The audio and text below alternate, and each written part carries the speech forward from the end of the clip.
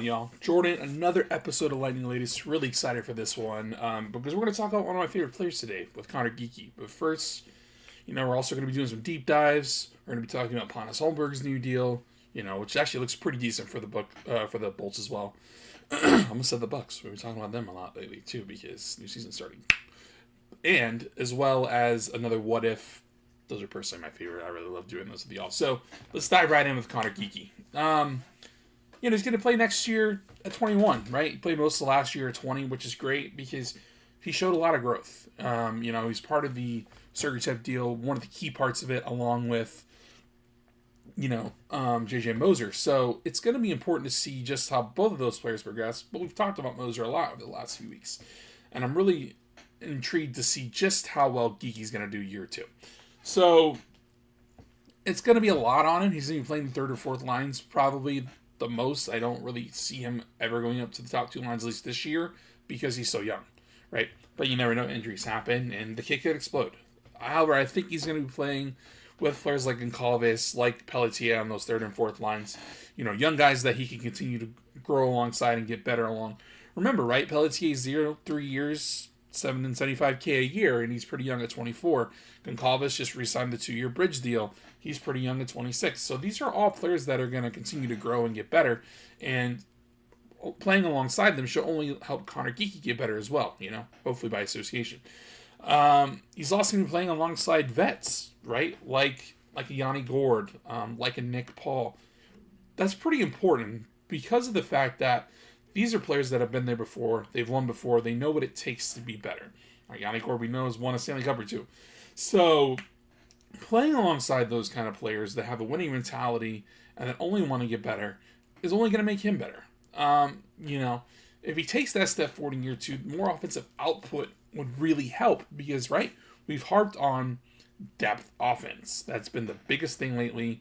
That's where Breboy needs to focus on getting better. We need to try to strengthen this roster. We're going to talk about that in a few days as well, along with our what ifs. So it's really intriguing to see just how well he's going to do this year. I think he's going to take a big step forward. Only 14 points in 52 games last year, right? 8 goals, 6 assists. So, if he could pass that 30, 40 point barrier this year, that's some growth we're looking for sure. And that's also going to help the offense, right? We talked about depth offense, depth scoring. You need that punch to get past the Panthers and other Eastern Conference teams, and whoever they're going to face in the Western Conference if they get to the Stanley Cup. So it's all important to think about. Speaking of offense, though, today's deep dive, we're going to be talking about the wingers. Yeah, so Connor Geeky for sure. We're going to talk about him a little bit more. But that first line, Gunsel and Cooch, come on. It's one of the best pair wingers on any line across the NHL. There's a reason why we signed Gunsel to replace Stammer, right? Younger, more versatile, more explosive. We miss Stammer, but Jake had a pretty good first year in Bolt Blue. And we're actually going to break that down a little more and see how he can get better in the next few days. I'm really excited to talk about that, a little deep dive with you guys. Line 2, Hagel, man. Hagel, on almost any other team, at least half the other teams, he'd probably be a first line winger. But because we have Gunsel and Cooch, he's kind of an overqualified second line, which is great because he had a superb year last year, and he's only going to get better. So I'm really interested to just see how far we can take this and how strong he's going to be this year. Playing alongside Bjorky most of the year, right? Because Bjorky, we got him at the trade deadline, just to add to that scoring punch, to give those different things. And it should be really fun to see this pair of them finally work together. Not that they haven't, but, build that chemistry, build a better and stronger second line, because that has been sometimes an issue as well, right? We've harped on the third and fourth lines, but the second and third lines could really use some luck too.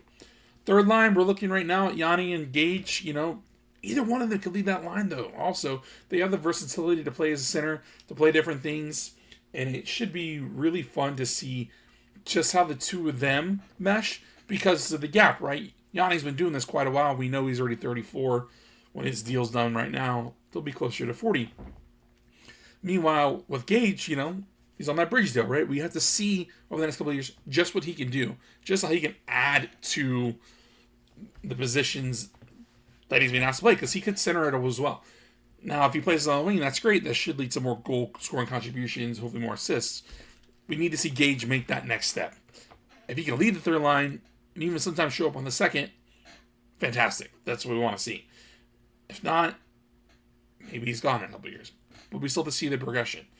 Line 4, same thing we talked about, right? Geeky should be on that line.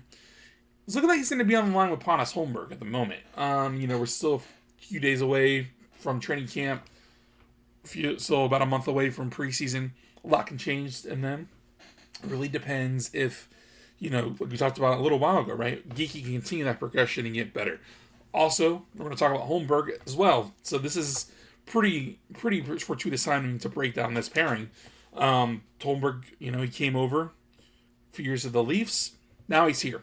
So we have to see what he can do in the next couple of years because he's on a similar contract like in Calvis. We'll touch on that in a couple minutes.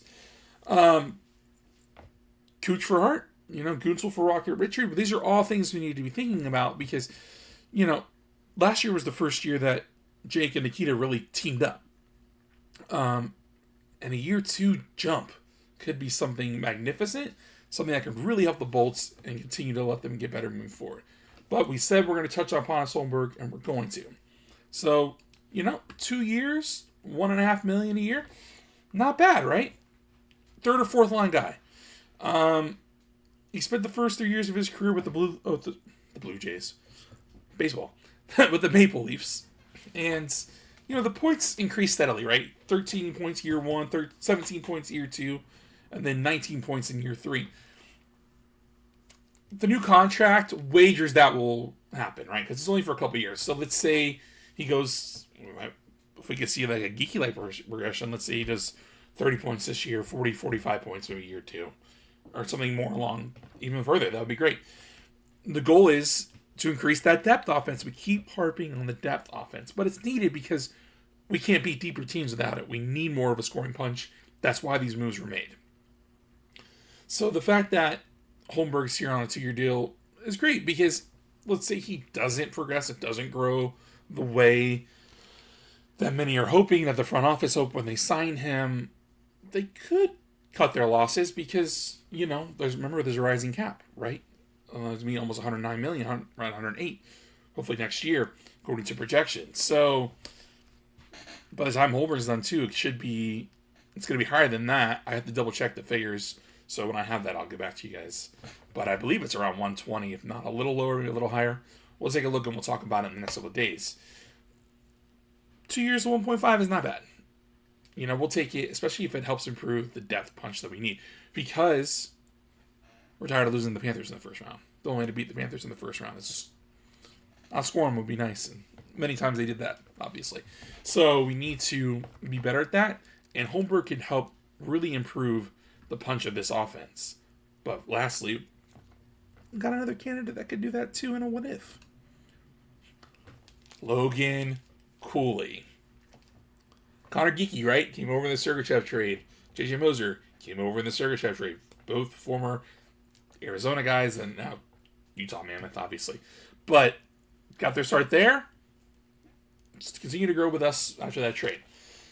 Logan Cooley was the 3rd overall pick by the Coyotes when they were the Coyotes in 2022. Now he's one of the stars of the Mammoth. He played in 75 games last year, down from the 82 in his rookie year. So he's doing a couple of little things, but nothing too crazy. This is pretty healthy, Despite that, the points went up quite a bit. He had 44 in his rookie campaign in 82 games, 65 last year in 75 games. The plus-minus also skyrocketed. He was negative 13 his rookie year, plus 1 last year. That's great. That's what you want to see. You want to see the improvement, especially from these young, highly touted players, because Breboy in the front office and Stevie Y when he was here, they had a lot of success in developing those lower-level guys, not lower level, later round picks. 2nd, 3rd, 4th round, later on. We want to hit on the first rounders more, and we have quite a bit.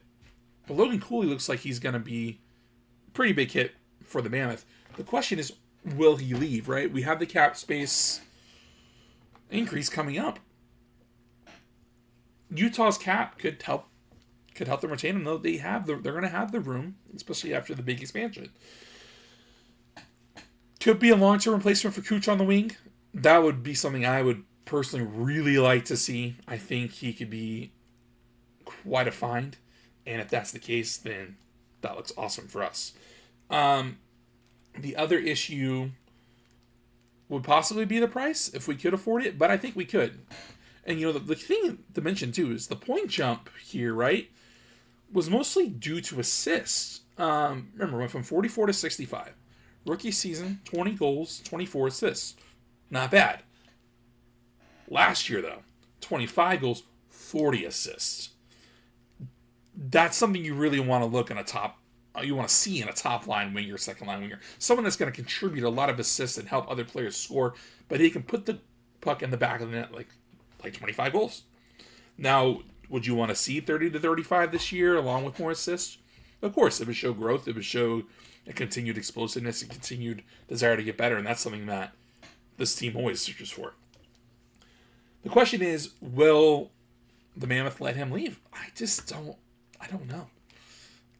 If he continues to progress this year, I don't think so. But with any restricted free agent, right, due to the fact that the cap is rising, it should help any team hunting restricted free agents next offseason, especially if they don't have a new deal. Tomorrow's going to be fun. We're talking another restricted free agent. We're continuing our series with that. I'm really, really pumped to discuss that particular player. We're also going to break down the centers more, a few other topics as well. Really excited to continue this journey with you guys. We have a lot to get through before preseason starts. So this is Jordan with Jordan Llanes. See you guys tomorrow. Have a good one.